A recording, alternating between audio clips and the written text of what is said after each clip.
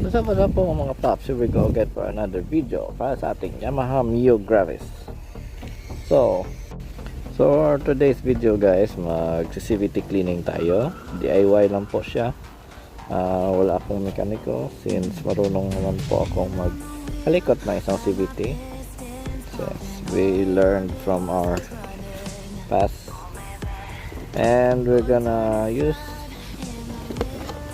change oil tayo, then shell brand full synthetic base. Gamit natin yung degreaser at ibang tools nandito na, pati yung funnel, at meron tayong gagawin sa ating CVT. Since alam nyo is 1310 yung aking CVT, pero gagawin ko is magsi-spray 13 grams ako since sira na yung mga bola ko. So yeah, punta na tayo sa saan tayo kakalikot ng motor. So we're gonna maintenance the scooter, yung ating Yamaha Mio Gravis. So what are the maintenance of your Yamaha Mio Gravis? So this is a recap guys for those who want to own a Mio series. So one of the maintenance is change oil. Yan yung po yung pinaka-important. Pangalawa is yung CVT cleaning. Pangatlo is yung fuel, yung what you call this, FI. Since di po naman siya masyado frequent, so occasional maintenance na po yung sa FI. Yung FI cleaning, total body cleaning, at papalit ng air filter. So yung sa atin, basic maintenance lang po yung CVT cleaning at change oil. Okay? So sa mga gagamitin natin, ito po yung ating flyball 13 grams, Billion po ang brand.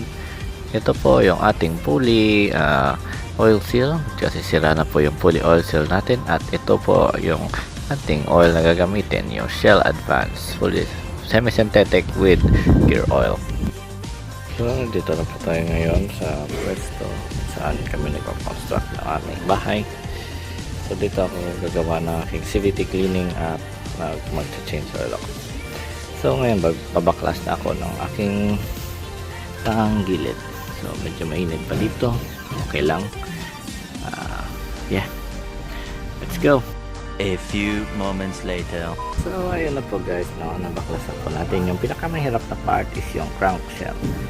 So next is kukunan natin yung pulley, check up natin yung belt, yung bell. Medyo mainit pa, pero goods pa naman yung bell. So okay.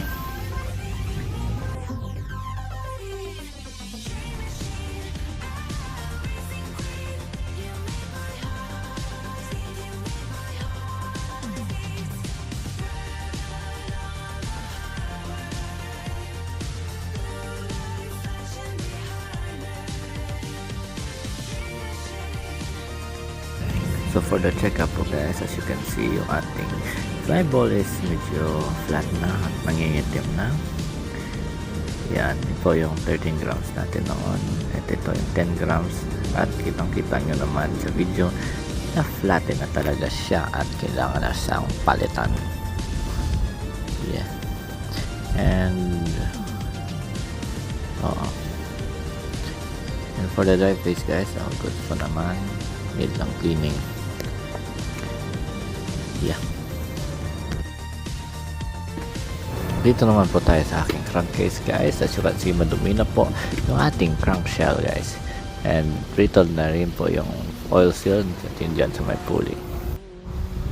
So CVT reveal po tayo guys, no? So yung ating gamit na pulley is Kalkal pulley. For stock lang po siya, 1310 yung ating flyball. Tapos gumagamit tayo ng groove bell.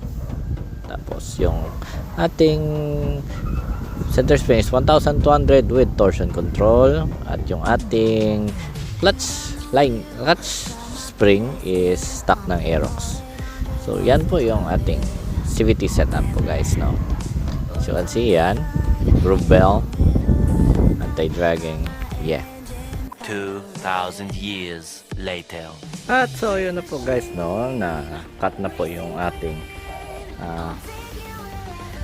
proseso sa pagpakabit ng mga CVT parts, since di po natin nakabit yung NMAX pulley kasi meron pong slight compatibility issues or matagtag, loose na po talaga yung bell ko, since di pa ako nakapagbili ng belt.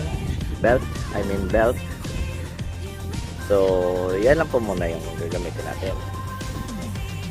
So far so good. Itatry po natin yung performance niya later if makapag video ako dun sa highway.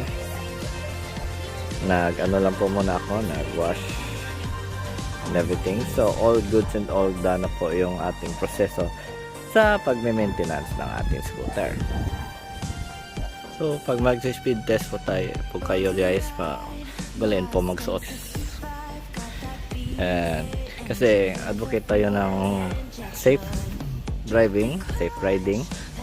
So always remember to wear your helmet po guys. No? Yeah.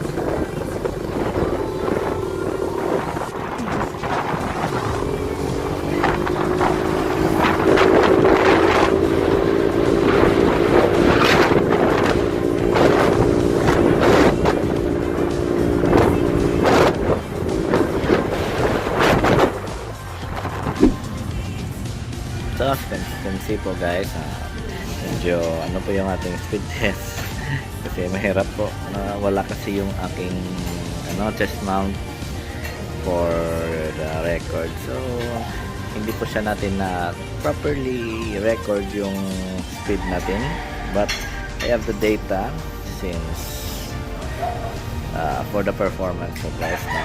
Kaya po mag top speed noon kasi nung 10-13 pa, tapos stock pulley hanggang 95 po siya. So ngayon po since 13 grams tayo, kaya po mag top up to 100 to 105. So far so good naman po yan for an all stock na motor na 125. If you want extra pull sa inyong CVT, kailangan nyo talagang magpalit ng racing pulley. Iba talaga yung feeling ng naka CVT compared sa stock pulley. Okay, and another thing is kailangan nyo po mag-pipe upang ma-maximize nyo po yung power output nya on the high speed. Since hindi tayo naka-open pipe kasi medyo mainit yung issue ng pipe dito sa amin, stock pipe po ako, naka ram air. So that's all for today's video guys. I hope you enjoyed the video. So kung gusto nyo, stock pulley, straight 13 grams, tapos groove bell, repad yung lining, stock clutch spring, yan po yung pinaka-importante. Stock lang po yung clutch spring at 1,200 RPM center spring with torsion control, yung boletas. Okay, so yeah.